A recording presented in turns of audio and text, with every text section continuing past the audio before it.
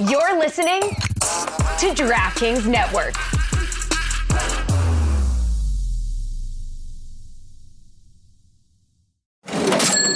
You know that sound. It's the sound of money hitting your Venmo account, a friend paying you back, or maybe it's getting cash back from your favorite business when you pay with the Venmo debit card, or it's realizing you can pay with Venmo at checkout at thousands of brands.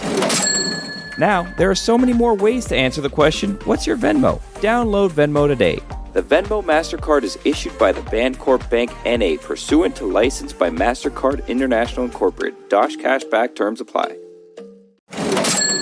You know that sound. It's the sound of money hitting your Venmo account, a friend paying you back, or maybe it's getting cash back from your favorite business when you pay with the Venmo debit card, or it's realizing you can pay with Venmo at checkout at thousands of brands. Now, there are so many more ways to answer the question, what's your Venmo? Download Venmo today. The Venmo MasterCard is issued by the Bancorp Bank N.A. pursuant to license by MasterCard International Incorporated. Dosh Cashback terms apply.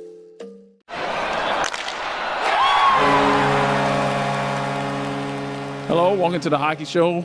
I'm Roy. Rose is in David's seat because David is in Boston. Ethan is in the EP chair. He's giving a wave. A small bit of news just happened just now. David, you have details on a signing. I do. Just coming across the news wires as we are doing the Hockey Show. Kevin Lankinen, the perhaps some may call him the goaltending savior in Vancouver this year, has signed a 5-year extension worth pretty reasonable, $4.5 million per year. Granted, this is his first, you want to call it breakout year or whatever, but pretty steady move by Vancouver to get him long term for that price. I mean, Thatcher Demko been a little hurt this year. He came back, then he went back out again. So obviously they want to shore up a little bit of insurance there. I know they got Shelobs, who was amazing during the playoffs last year, but I don't know, Roy. I'm pretty pleased with this move for Vancouver. I think it's smart on their end. So is Demko and Lankinen going to be sort of a Bob and Spencer Knight type of deal here if Vancouver was better than what they are this year? Well, I think it's probably a little bit more long-term considering Demko's got, quite a few less miles than Sergei Bobrovsky does. Bob's done. His contract it's done after next season.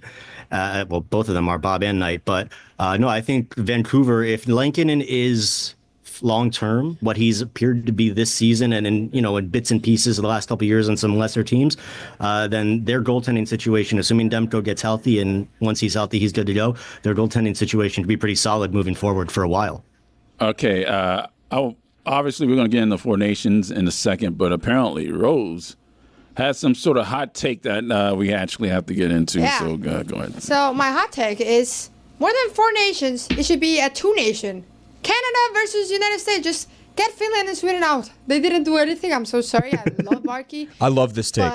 I love this take. He's saying the quiet part out loud. I'm going to tell you why. Not because I think Sweden and Finland should be thrown out, but because I think in the years that it's not the Olympics or the World Cup of Hockey, the All-Star break should be a 3-game showcase, best 2 out of 3 between the United States and Canada. Because what we saw, could you imagine? It's 1-1 right now. Could you imagine the anticipation for a third game 3 days from now, what that would be like after what we saw in game 1, a great game in game 2, which we'll get into. Obviously we don't love the result here, but that was a fantastic hockey game. Super well played on both sides. Yeah, you are absolutely right. And you are absolutely right. I like Ethan's idea of a best of 3. That was not even an idea. With my hot take. I know. You were the catalyst. You were the catalyst. The idea with my hot take. And I've kind of been saying this all week, Rosie, but it's okay. So, I'm just agreeing with your hot take. But there you go. There you go. Yeah. He's kind of been saying this. They're fighting over the hot take. Come on, guys. You don't have to fight. You can share the hot take. versus United States. I can be Sam Bennett versus Brady He's even Tkachuk. Let's go. putting the I love the gloves. Right here. Let's right go. here. Four Nations final was last night. It was a spectacle. It was an epic, and of course, it went into overtime. It was like a script was written. I was right saying everybody take Canada as the underdog at plus 1.5, and obviously they went into overtime. So if you pick that one, you won money. So you're welcome. But let's start with the national anthems. Okay. Oh, Canada was booed. It was booed from the beginning, and I'm sure it got booed louder because that rendition sucked. Absolutely was horrendous. Do you guys agree with that? David was there. David, what were your thoughts on the anthem last night? On O Canada, it felt like the overhit Like it was pretty drawn out. No, I honestly, like, I felt like based off of what happened in Canada for the first game, like I was expecting more, and to hear the way that fans have reacted to it, like it was some great situation. I don't know. I maybe I just set the bar too high in my own head. But the anthems were, I mean, it was so politicized. A lot of this felt very politicized throughout it because of what's going on. Nothing to do with hockey with America and Canada. But I don't know. Like you know, Alex Baumgart, who covers the Panthers, down south with us. He's up here. He got almost attacked by a bartender at my hotel because he's like, yeah, I'm Canadian. And the guy just freaked out. He's like, oh, you can't boo the, like, seriously, like F-bombs. The guy had to like leave work. So this is like gone way beyond hockey. And it's just considering hockey very much as a stay in your own lane kind of thing. It's been a little weird.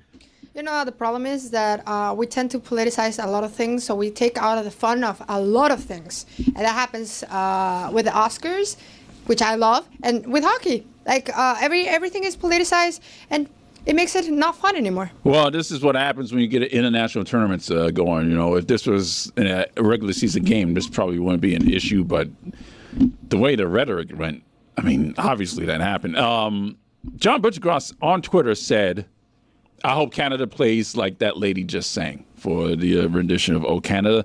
That did not happen. Now, for the Star Spangled Banner, the Boston Pops came out there, and I got to tell you, that was fantastic. The anthem singer that sang the United States national anthem, she knew she owned that shit, man. One thing we need to do more in America is what Canada did in Montreal on Saturday night, which is just let the crowd take over. So you have somebody kind of lead it. I think the Blackhawks do this sometimes. They have like their anthem. Well, no, the Blackhawks do the applause the entire they thing. cheer the entire time. Right. So I think what America needs to do is, look, most people know the national anthem. Just few lines, oh, say, can you see by the dawn's early light? And then put the mic in the air and just let the crowd take over. Because being in that arena on Saturday night and hearing the "Oh Canada," like that was goosebumps. Like I started singing along. Yeah, that happens in Edmonton. Jersey. It was amazing. Happens absolutely a lot in amazing. That was goosebumps. I'm telling you right now, I wish I had the video of the lady singing, but at the end, between "Home of the" and then "Brave," she looked around and then she gave took a her head. moment. Yeah, she took a moment. Did the head nod? Oh yeah, I got that. Got me fired up. That got me fired up, man. Yeah, that got me fired up. It was a little weird in the building though, because everyone else obviously didn't know she was in a pause there. So the whole unison singing kept going. Yeah. And then like 2 seconds later, the song finished again. So you got to get on the same page when you do something like that. Yeah, if you think that's the beauty of it. That's the beauty of it. Yeah, because it got you excited. Pause, but it got you excited again. This is like in the WWE when The Rock comes to Miami and goes to Sunrise, and he says, finally, The Rock has come back. He stops. Everybody says to Miami or Fort Lauderdale, but he says home at the end because he's back home because he went to the University of Miami. That's the sort of thing that happened. By the way, if you bet the over, if you think the over hit on "Oh Canada," it definitely hit on the Star Spangled Banner because that thing went. It was like 2 minutes. Yeah, that was a long anthem. And I hate a long anthem, to be honest with you, because I just want the game to start. But last night that got me fired up. I want to hear from David about the atmosphere because, I think I spoke a little bit about what Montreal was like, although we didn't speak about USA-Canada. Mm-hmm. Rosie has a point, though. What's up, Rosie? Since you don't like long anthems, next hockey show, I will sing the Guatemala anthem. It's very long. Okay, I think that's a great idea. I think that's a great idea. I think that's a social media clip right there. You got to get on that. Yeah. Twerky, I wanted to ask you about the atmosphere last night, buddy, because, I can only imagine what it was like being in that arena. And Boston is a great city to host this kind of event. So tell us a little bit about it. At its best, it was great. Like it was peaks and valleys. Like, and I guess my bar going into it was what we experienced last year and the year before in like the Stanley Cup final and all that. But like at the best moments of the game, like it was loud. There were USA chants. There were Johnny Hockey chants. It was great. And I'm unreasonable in thinking that wanted them to keep that, throughout and the buzz in the building throughout. But there was definitely periods of low, and that maybe surprised me a little bit. But The crowd was loud. It was not as one-sided as I thought it was going to be. I thought it was going to be much more pro-USA, and it was maybe 60-40, 55 Really? 55-35. Wow, what a percentage. There was a lot of red in the building, a lot. And it really, like when Sam Bennett scored to tie the game, I was like, whoa, like it got really loud in there. And then obviously at the end, like it could have been a home kind of goal, the way that those Canadians made that kind of noise. It was pretty cool. And I mean, it was one of those situations, Roy and Ethan and Rose, I guess, in sports, sorry. When you're watching a play, Just when because we're you watching said a play that, out. I'm going to call on your math. You didn't do the math right. Yeah, The you did map. 55-35. That was bad, 55, David. That was 35, bad. honey, it's I was told there would be 55-45. no math. You say honey? Yeah. Did you say honey? Just I've been because hitting of the that, head I'm with a calling lot you of out. hockey pucks, okay? Leave me alone. I'm calling you out now. All right, going into the game now. Go again. We're going to talk about the actual game now. 55-35. The first goal for Canada, the first goal of the game, Canada did something that they really didn't do in the first matchup, which was create traffic and screen Connor Hellebuck, and that's exactly how they ended up scoring. And Nathan McKinnon was able to skate freely and got a quick shot off that got past the best goalie in the world currently. Yeah, all the U.S. goals that they'd given up before this game had been off rushes or zone entries. No in zone extended periods of time that led to goals for the U.S. So to see the Canadians, God, I can't talk today. Montreal? No. To see the Canadians able to capitalize in ways that other teams had not throughout Four Nations had me, as somebody that was watching from the American perspective, a little concerned for the U.S. just because there were areas that they had done so well for so long. And it seemed like early on Canada was finding ways to exploit that. Yeah, I think the story of the game last night was, and kind of the story of this tournament, right, was everybody said coming into this is finally the year. The U.S. finally has the better roster. And that's probably true, right? The U.S. has the better goaltending. I thought their blue line was better, and they're probably deeper up front. The problem is those guys have McKinnon, Makar, McDavid, Crosby, Reinhart. Power play. They have, and that's their entire power play, Yeah. right? They have the two best players in the world, the best defenseman in the world, the best player of his generation, and I'm not going to get you started, Roy. The best Thank player, you. The best Thank player you. of his I appreciate generation, you. Thank you. who is still playing at a very high level. And I just think you saw, McKinnon.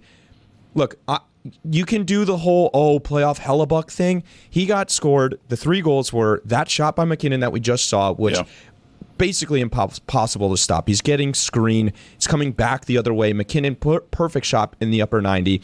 Then Bennett gets in, point blank, goes top shelf where Mrs. Mueller keeps the peanut butter. Wide open on that. Wide open, right in front of the net. I mean, this is a point blank chance that Sam Bennett has right here that you're going to see.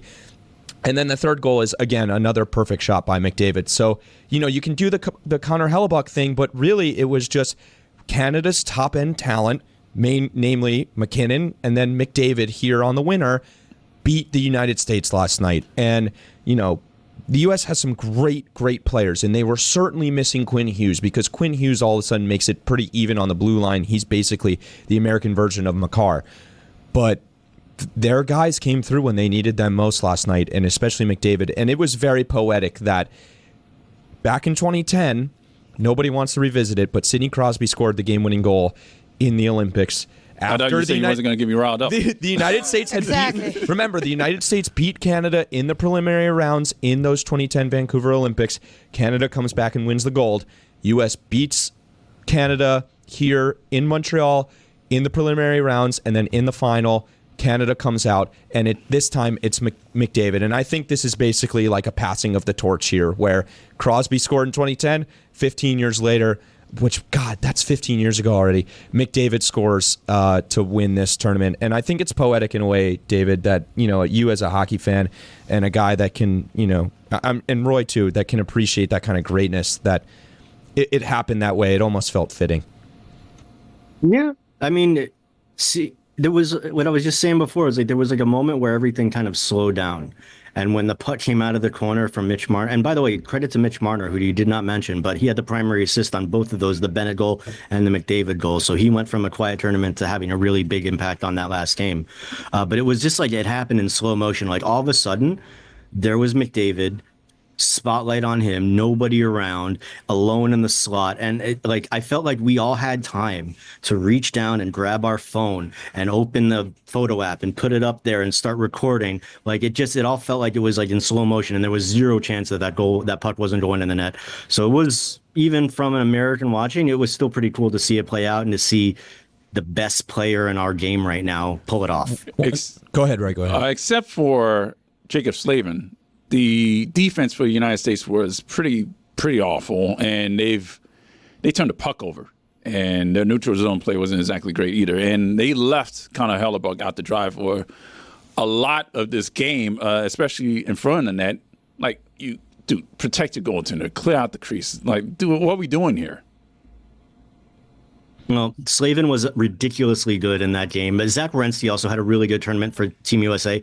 But I mean, look, Quinn Hughes was missing throughout, that they couldn't get him out there.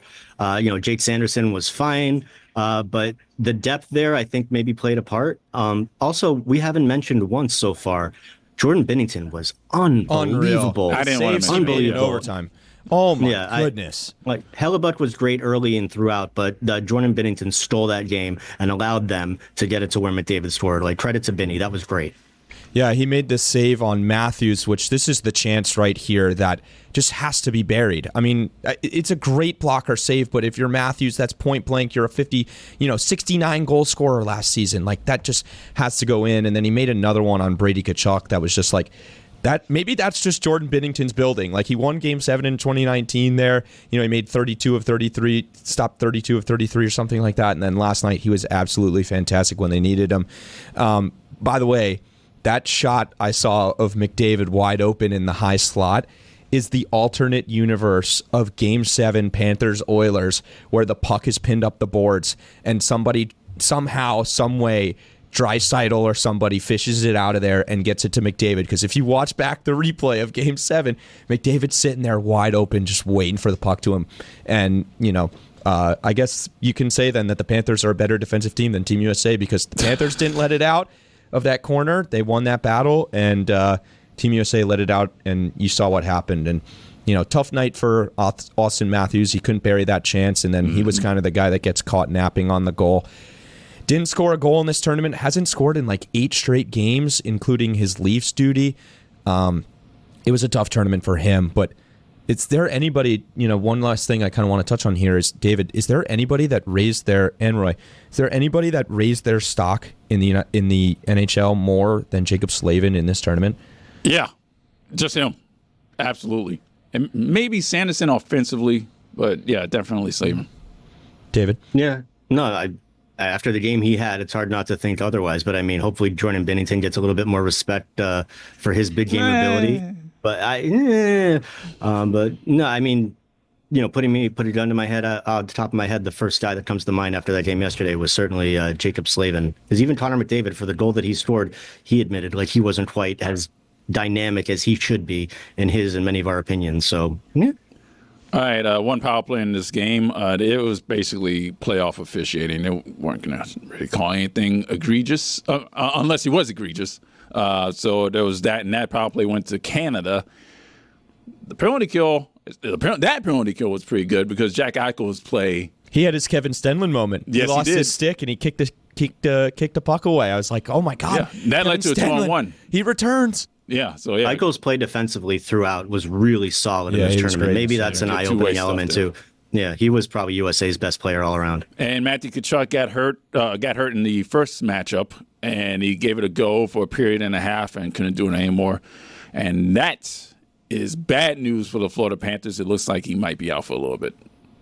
Yeah, I saw the Tkachuk brothers after the game last night, kind of doing what players do, hanging out with family or whatever in the inside of the arena, and just watching Matthew trying to get up and down the stairs a little bit. Clearly, he's dealing with something. So hopefully it's nothing that lingers too much into the Panthers season. But I think at the end of the day, as good and as entertaining as this tournament was, and what happened to Matthew Tkachuk and Charlie McAvoy, is that just kind of you take the good with the bad for something this amazing, because it's hockey, right? Like, they're not going to do what football does in the Pro Bowl and make it like a mockery of the game. Like, they're going to do it. They're going to do it right. Flag hockey. So No, is that just like, is this just going to be an acceptable thing, Roy? Yeah, That I think like we want best on best, right? Yeah. I think so, David, because I was there, right? And having experienced that, like I saw people that were home tweeting about, Barkov limped off in one of the games, and it's like, oh my God, Panther fans, this is the worst possible case scenario. And then Chucky gets hurt. This is the worst case scenario. For me, like, it's not going to take away any of what happened over the last week and a half in terms of how awesome this tournament was. Guys know what they signed up for. They know what they're getting into. They asked for this. We have to remember the players asked for this in the last CBA discussions.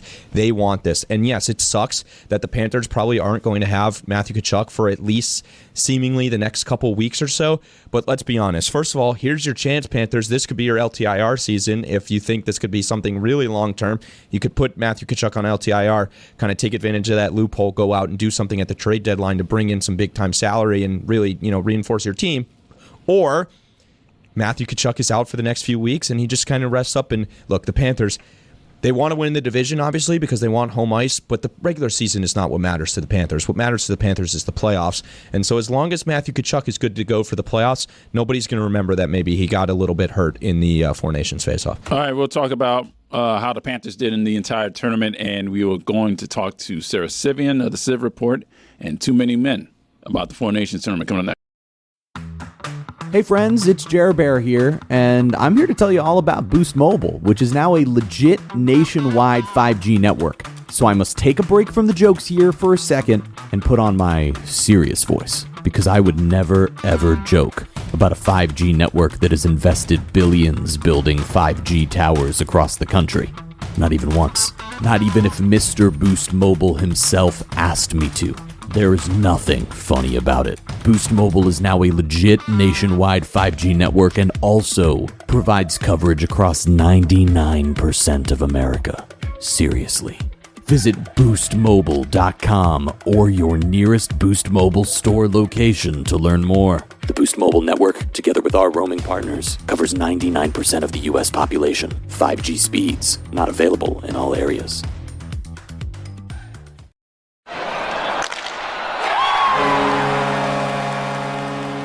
Sara Civian joins us from the Civ Report and Too Many Men. And as David's in the airport and the airport announcements continue, they were both in Boston for the Four Nations final, which turned out to be a significant event for Canada in this situation. But how is the atmosphere in the arena at TD Garden? Because it was pretty palpable for the entire week from both locations based on the political thing, basically, that happened with the United States. So how was the atmosphere in TD Garden during the game? Yeah, okay. First of all, that cracks me up because we talked to Nathan McKinnon after the game, and he's like, listen, I don't know much about politics, but I know that Canada and USA is kind of a thing right now. That cracked me up. It's like a thing. But yes, it was a thing at TD Garden. It definitely boos for O Canada, but people were there. But then there were cheers too. Like, there was a lot of Canadians in the lower bowl. And obviously when the momentum shifted to Canada, like, they showed up and they showed out. But at the same time, everything was extremely loud. Like, I was at Game 7 of Maple Leafs versus Bruins years ago. Like, it got as loud as that, maybe a little bit louder. That was the goal that Reimer gave up on that one. Yeah. Oh, isn't it always? Yeah. Sara, I wanted to get your take, and you kind of just alluded to it a little bit, but just as somebody that's been in that building so many times, like, I wasn't sure how that would compare. And so if that's comparing to like Game 7 Bruins Leafs, like, that would be a big thing. But I was a little bit surprised, just based off of how pro-Canada the crowd was in Montreal last Saturday, that there were so many Canadians that, I don't know if infiltrated is the right word. I mean, there's talk about guys that drove like 30 hours to get there. But I was a little surprised that it wasn't more of a home ice advantage feel. Were you? No. This is Canadian. Like, this game, winning was just kind of emblematic of, like, you know what? Team USA can improve and improve and improve, but hockey is still Canada's game. And I think, like, obviously Montreal is just hours away from Boston, so that was a good geographical rivalry type thing. And I know a lot of people from America that went to Canada for the other games. So I just think at the end of the day, hockey is very Canadian, and you kind of saw that with the representation there. Hey, Sarah, was this maybe the most little brother moment USA Hockey has had with Canada, where you win the game on Saturday in Montreal and everybody's really fired up about it? You have the 3 fights in 9 seconds, all the drama with the group chats and the political stuff, and then you come out, you go to Boston, it feels like you talk a whole lot of just to lose the game that actually matters again. Like, could this have been more of a little brother moment for USA Hockey? Oh, what a great take. Absolutely. And also just they kind of succumbed to the drama around it, where Team Canada, and you saw, in the media, there was a lot of questions asked about, how are you feeling about this moment? Like, where does it compare to everything? And Sidney Crosby said something before the championship game that just made me realize, all right, like, this is little brother moment for USA. He's like, you know what? I've been involved in a lot of big moments. It's so true. And everybody on USA was like fighting for their lives. And I don't know, I liked Brandon Hagel kind of on Team Canada, Tampa Bay Lightning. You may know him. Said he's playing for obviously the Leaf in the jersey and not the group chat or whatever. That was that's the mentality that a team that gets it needs to have. And I mean, I loved the antics to some degree. You know, I love Matthew Tkachuk, and I love when he was asked about that group chat thing, and Brandon Hinkle said, we don't have a group chat. And Kachuk's like, well, maybe they don't like each other. That's hilarious. And these chirps back and forth are needed to grow the game. But at the same time, you end up a little brother when you can't pull it off at the end, even though this is the closest hockey game I've ever seen in my life. Was this also a missed opportunity for the USA? Like, isn't Canada only going to be stronger one more year? Like, USA is still going to have the goaltending advantage, but obviously everybody's looking forward to Milan now next year at the Olympics. Do you feel like this might have been USA's best shot to get Canada in one of these best-on-best tournaments? Great question. I don't think so, because of the trend of how hockey is growing in America. Like, you look at the percentage of guys that are American-born from 10 years ago, and it's at least like 10 or 15% higher. So I feel like the game has been exploding in the U.S., so I think it's just going to get better. But I think this was kind of like a measuring stick of, we thought we were absolutely there, and we're not quite yet. With the politics being driven up and affecting things in both of the countries, it pretty much seems that the Johnny Gaudreau Memorial for the United States team got overshadowed by all this nonsense. Do you agree? Yeah, and it's a shame, because, I mean, at TD Garden there were Johnny Hockey chants and tributes, and you know what? Like, the team itself was talking about him and thinking about him every day, but in such a politically charged environment, it really is like they lost focus about a lot of things, and that's the most important one. Sarah, one of the least surprising things that happened last night was Connor McDavid. Yeah, you better not say Sidney Crosby. Please don't say that name. He did. Connor McDavid, the new Sidney Crosby, the new daddy of Canadian hockey. No. Scoring the winning goal. I don't think any of us were surprised by that. What did surprise me, maybe the most surprising thing of all yesterday, was the treatment by the crowd of Brad Marchand. He got booed on his home ice loudly, and that was like, wow. So I don't know. Well, as the Boston girl, what's your take on that? I think there were a lot of fans that aren't from Boston that ended up going to the game, first of all. I think people are idiots in general. People were very much idiots about this game. And Brad Marchand is somebody who is okay with being booed. You know what I mean? Like, he has been booed in every single atmosphere he's been in. So I think Bruins fans do know that. But the McDavid point, I don't know. I was thinking about this. Like, I know there were tons of new USA hockey fans watching this game. And I was thinking, oh my God, maybe they're disappointed that USA couldn't pull it off. But they got to see the absolute best hockey player in the world do what he has not been able to do thus far on the biggest stage. So that's kind of just the best hockey you're going to get. So USA hockey fans that just started watching during this tournament, you got to see something great. I wanted to ask about the big stage before the airport guy talked over me. But speaking of a big stage, just generally, how do they leave a guy that open? He had an entire dance floor of space to score that goal. Come on, America! You can't leave such an amazing tournament and leave that with the taste in our mouths. But that's it. I'm stepping back as the American after that. We were talking to McKinnon after the game, and he's like, "Yeah, I mean, you can't leave Connor wide open." He just said that like he's not even trying to flex. He's just like, he was wide open. What's he going to do? Score. And it was a tough tournament and it's kind of a tough season for Matthews right now. He's fighting something. I don't know what. They tried to fix it in Germany. I don't know if they did. I don't know if he's sick. He seemed sick when we were talking to him. Like, everybody here is sick. I sound sick. I'm a little sick, clearly. But I think something's going on with Matthews, and you just can't leave Connor McDavid that open. Sarah, I want to look ahead now. The second half of the season starts tomorrow, right? So let's look ahead to it. One of the big storylines going into the second half of the season is going to be what the Carolina Hurricanes do with Mikko Rantanen after they just traded for him. It feels like 2 weeks ago.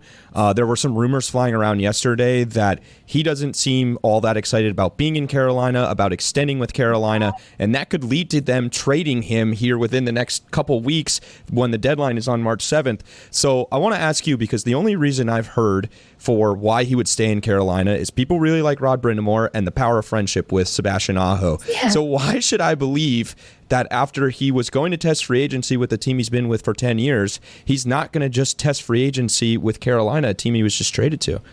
I don't believe that at all. I think his agent is really good at negotiating in the public too. And I think it depends. I know Tom Dundon and the Carolina Hurricanes are very much negotiators themselves in the way a lot of NHL agents are. So it's going to be hardball for a minute here. And I think we're in such a no man's land when it comes to the salary cap rising. And Rantanen, everybody wants to test the market. Why wouldn't you? It's like increasing. We don't know if Carolina is going to spend to the cap. They have been right now, but like it took them a few years to get there to this position where they're spending to the cap. So it's all interesting with the salary cap. And I would think it wouldn't be about bad vibes in Carolina or anything like that if Rantanen tests the market. It's just you'd be crazy not to test this market when the salary cap's jumping more than it has in a decade. Give us a sense at how angry the Boston Bruins are at Team USA based off of the injury of Charlie McAvoy. Oh my God, on a scale of 1 to 10, it's Mike Milbury throwing a shoe in the crowd. Wow. I think the Bruins are extremely disappointed and frustrated with the way this was handled with Team USA. I think you don't specifically make that statement that they did with naming their medic by name and title in a tweet. Like, why are you putting that out to the public? Because you are mad. But it feels like maybe this didn't have to get as bad as it did. And you're looking at, there's a ton of kind of injuries and question marks with guys. You got Kachuk on Team USA, and maybe you're questioning a little bit, like, how did they pick the staff? And was that the correct decision? But I think the Bruins would say no. Sarah, you brought something up before talking about Carolina that kind of made me think of something that's really been interesting me as we head toward the trade deadline, and that's the goalie market. I feel like Carolina's got to be the front runner, if nothing else, to go after John Gibson or maybe another goaltender on the market. I feel like he's the number one guy out there, but do you get that sense that they need to bring in a goalie, or are they going to kind of try to ride it out with Anderson and Kochetkov and see if that works this time? Look, personally, I have wanted them to get a new goalie since I came out of the womb. I'm like, can you please just trade for a goalie? Can you do something? And they just are adamant about having the best defense of all time and like a slightly above average goaltender. I think the Anderson situation is so precarious that you have to, and they would love somebody like Gibson. Like, that's kind of when I look at the Hurricanes, I'm like, that seems like a safe bet. They like safe players that have had veteran insurance they can see. And Gibson, he's itching for the playoffs. I think that'd be a great thing, but are they going to do it? I don't know. Why wouldn't you? You look at what the Avalanche did, where all right, we'll simply get 2 new goaltenders in 2 weeks and we're an entirely different team. I think that gives everybody else the allowance to try it. Sarah, real quick, I'm going to give you 5 teams. You're going to pick 2 of them that are going to make the playoffs. The Ottawa Senators, the Detroit Red Wings, the Columbus Blue Jackets, the Boston Bruins, and the New York Rangers. Who makes the playoffs? Red Wings, Blue Jackets. Blue Jackets might be biased because I love the story and the vibe around them. But they have dealt with so much adversity and so many injuries, and they have like not a great team. Like if you think about comparatively to the teams that they are beating, it's like they are underdog and they're injured. But Boone Jenner's coming back. They got people coming back, and Don Waddell said he's not necessarily selling at the deadline anymore. So I think if he can buy, he said he's going to prove to this team that they deserve to be there and maybe buy. So I'm like, if he's going to do that, give them that vote of confidence, that's great. The Red Wings, ever since they got a new coach, it's like they learned how to play hockey again. They have one of the best power play units of all time. Like watching this, I'm almost mad at them for like, what do they do to just turn this on? It can't be just as simple as getting a new coach, but I guess it was. But they showed they're significantly better and they're trending upwards. Finally, to close out our Four Nations coverage with Sara Civian, you're a fashionista. Why don't you give us the grades on all four of the uniforms that these teams wore? All right. USA 4. Oh, my God. Everyone's going to listen to this. I'm USA hater number one. That's not true. I love my country because I can criticize my country, okay? So number 4, Team USA. That just looks like a fake knockoff jersey to me. 3, we're going Canada. Just kind of same deal. I mean, it's boring. It's the Maple Leaf, but you get what you get when it comes to Team Canada and the Maple Leaf, right? 2, Finland. No. 2, Sweden. Yeah, wow. I agree. I thought It's great. It's clean, but it could be better. Okay, there's room for improvement. Nothing special. Yeah, Finland, the most special of the bunch, I guess, but all around weak jerseys.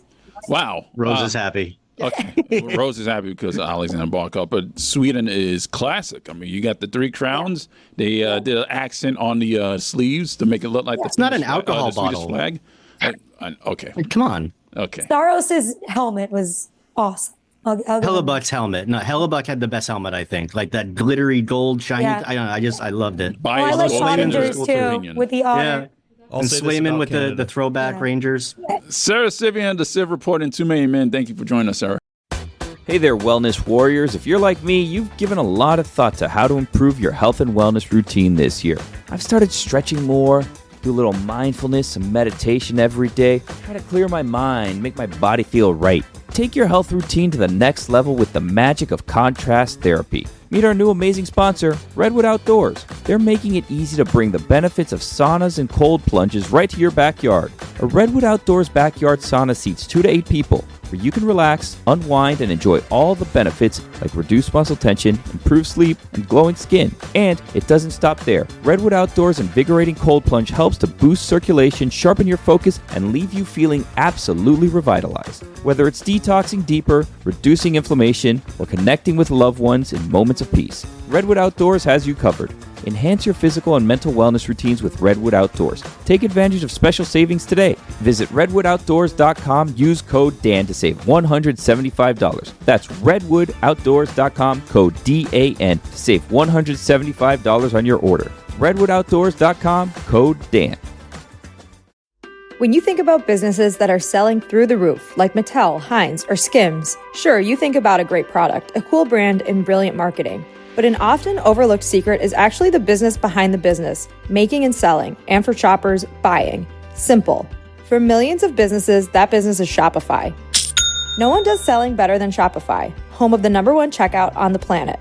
And the not-so-secret secret with Shop Pay that boosts conversions up to 50%, meaning way less carts going abandoned and way more sales going. So if you're into growing your business, your commerce platform better be ready to sell wherever your customers are scrolling or strolling, on the web, in your store, in their feed, and everywhere in between. Businesses that sell more sell on Shopify. Upgrade your business and get the same checkout Heinz uses. Sign up for your $1 per month trial period at shopify.com/Batard, all lowercase. Go to shopify.com/Batard to upgrade your selling today. Shopify.com/Batard.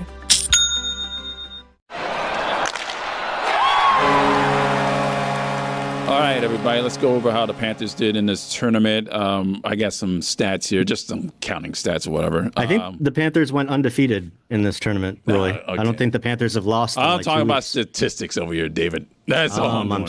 I'm sorry. All right, let's go with the Finland contingent. Eetu Luosterainen. Ethan Lucerainen with just an assist. He was a -2. Nico Mikkola, assist. He was a +2. Anton Lundell, a goal. He was a 0. And Alexander Barkov, Jesus, I'm getting to it. Thank you. A goal and an assist and a +1. Finland did not do well. The entire team did not do well in this tournament. But how did the Panthers do, guys?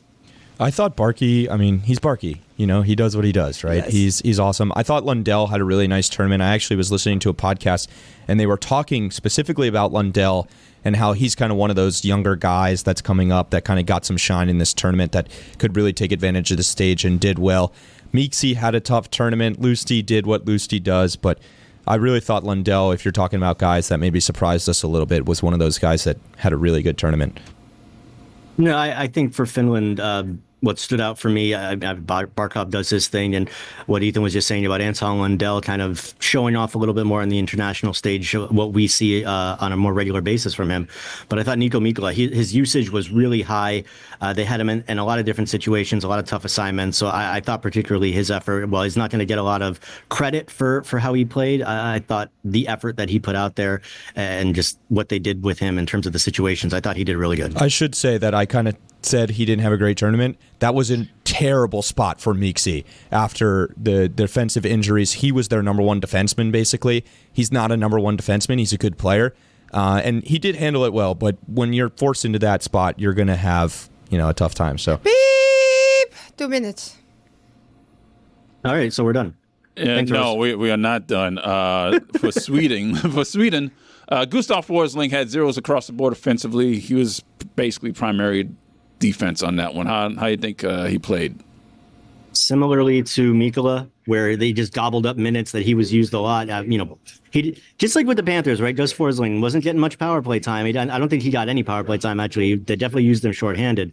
But both Finland and Sweden just really kind of struggled to get their footing. Like as kind of Ethan alluded to earlier, this really did feel like, actually, I'm sorry, I think it was Rose that said it earlier. This really just did feel like it was just an America, Canada, and everything else was just secondary. Excuse me, don't take my great hot take analysis by Rose. It's the first good analysis that I get because I don't know hockey. I just know Barky, but that analysis, yeah. Well, you guys kind of shared it. It was, there was a primary assist and a goal on this one. So who had the secondary assist on that? Just give it to me. Okay. Forsey was really good. That's all I got. All right, that's all you got. United States, Matthew Tkachuk, 2 goals and assists +3. Unfortunately, his playing time was diminished with the injury. Aside from that, it's pretty obvious. He was the star of the tournament for me, Roy. Like, you talk about Slavin for NHL fans raised his game, his status more than anybody. But as a casual observer, for casual observers for hockey, I'm not sure anybody had more of a star turn than Matthew Tkachuk. Obviously, he's already a star in this league, but I think casuals now, people that don't really watch hockey, are going to know who Matthew Tkachuk is because of what he did on Saturday and how he was kind of the face of the team. I understand he was an assistant captain. He really should have been the captain, if we're being honest. He was the face of the league. David, do you have to board right now? Yeah. Do you have to leave? Like, was that last call? Are you boarding? No, that's not my flight. The white zone is for loading and unloading passengers only. Okay. No. If we can wrap this up sometime soon, I'm actually thinking I'm going to grab some. We have a minute left. Oh, you want some alcohol. Okay, that's what it is. Yeah. All right, I wasn't going to go there, Roy, but I do too. In airports, never too early to start drinking. It's 5 o'clock somewhere. There's no never time. Too early to start drinking. Next week. There's no clocks in here. Yeah, okay. It's Canada. Sam Reinhart, no goals, 4 assists. He was a +1. Sam Bennett, a goal and no assists and a -1. What? What'd you say? We said bye. We didn't say bye. Thank you, Sam Reinhart. I'm not done. Oh. All right? Go. Oh, my goodness. Please. Reinhart, tough games offensively, really good defensively, though. And then obviously Bennett, huge goal, big moment fighting Brady Tkachuk. I thought he had an awesome tournament. Got put into the lineup in game 2, never left it. Awesome tournament for Sam in love Bennett. with Reinhart, it was a gradual build for Sam Bennett. Like he played I think 7 or 8 minutes in the first U.S.-Canada game, and then John Cooper started to realize, oh yeah, Sam Bennett, impactful player. There's a reason I hate out of my this guy. Lightning team. Yeah, so it was nice to see that Benny got a little bit more play. But kind of getting back to what you just said before we wrap it up, and your point about. Yeah. Oh wait, I'm sorry. Am I getting wrapped up? No. Go ahead. No, just. Fans like Rose that just tuned into the American game, people know who the Tkachuk brothers are. hockey fans, sports, like everybody knows who the Tkachuk brothers are, and what that could mean for hockey moving forward. I'm very excited to see. Sorry, Rose, she's gone. All right. The regular season starts back up again for Florida versus the Seattle Kraken at home. The Kraken 4 wins in the last 10. In a previous matchup, Panthers won in a shootout 2-1, and they outshot and outhit them by a wide margin. But the injuries, that's going to be significant coming into this game. And that's pretty much it. We don't really have to do anything other than that. That's Braden Montour homecoming. Salute to him. Yes. Bye. All right, Josh we're saying Mahura. goodbye. We're saying goodbye now. And Josh Mahura, obviously, as well. That's it for this week. That's it for the Four Nations. We are back to regular season hockey coming up this weekend. Rose, Ethan, Dave, live from the Boston Airport, Logan Airport. My name is Roy. We'll see you next week. Okay, goodbye. Bye-bye. Hey there, wellness warriors. If you're like me, you've given a lot of thought to how to improve your health and wellness routine this year. I've started stretching more, do a little mindfulness, some meditation every day, try to clear my mind, make my body feel right. Take your health routine to the next level with the magic of contrast therapy. Meet our new amazing sponsor, Redwood Outdoors. They're making it easy to bring the benefits of saunas and cold plunges right to your backyard. A Redwood Outdoors backyard sauna seats 2 to 8 people, where you can relax, unwind, and enjoy all the benefits like reduced muscle tension, improved sleep, and glowing skin. And it doesn't stop there. Redwood Outdoors' invigorating cold plunge helps to boost circulation, sharpen your focus, and leave you feeling absolutely revitalized. Whether it's detoxing deeper, reducing inflammation, or connecting with loved ones in moments of peace, Redwood Outdoors has you covered. Enhance your physical and mental wellness routines with Redwood Outdoors. Take advantage of special savings today. Visit redwoodoutdoors.com. Use code DAN to save $175. That's redwoodoutdoors.com, code DAN to save $175 on your order. redwoodoutdoors.com, code DAN. Hey friends, it's Jer Bear here, and I'm here to tell you all about Boost Mobile, which is now a legit nationwide 5G network. So I must take a break from the jokes here for a second and put on my serious voice, because I would never ever joke about a 5G network that has invested billions building 5G towers across the country. Not even once. Not even if Mr. Boost Mobile himself asked me to. There is nothing funny about it. Boost Mobile is now a legit nationwide 5G network and also provides coverage across 99% of America. Seriously.